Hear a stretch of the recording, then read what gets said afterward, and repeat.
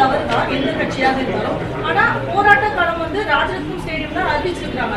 ஆனா அவர்கள் வீட்டிலேயே அந்த வழியிலேயே கைது செய்வதுன்றது ஜனநாயகத்துக்கு அப்பாற்பட்டதுதான் சார். இல்லைங்க, போராட போற போது முன்னெச்சரிக்கை நடவடிக்கையாகவும் கைது செய்யலாம், அதுல ஒன்றும் தவறு கிடையாது.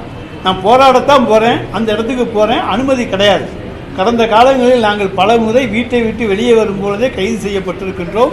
எனவே முன்னுதாரணங்கள் நிறைய இருக்கின்றன. எனவே போராட போகிறோம் என்று அறிவித்து விட்டு செல்லுகிற பொழுது வழியிலேயே முன்னெச்சரிக்கை நடவடிக்கையாக கைது செய்யலாம். அமலாக்கத்துறை வந்து பிஜேபி இயக்கம் நீங்க சொல்றீங்க. நாராயணத்தில் என்ன சொல்றாங்கன்னா, கொள்ளையடிப்பவர்களும் திருடுபவர்களும் இருக்குதா, அவங்களாலதான் அமலாக்கத்துறைக்கு வேலை கிடைக்குது, அவங்க தான் அதனாலதான் வேலை செய்யறாங்க அமலாக்கத்துறை.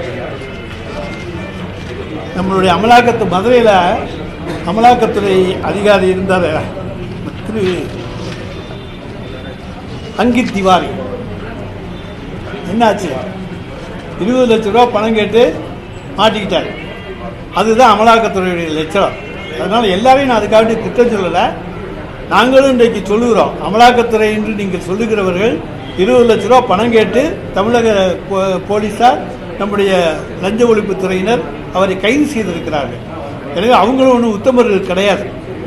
எனவே நீங்கள் அதனால் அவங்கள உத்தமர்னு எல்லாரையும் சர்டிஃபிகேட் கொடுத்துடாதீங்க.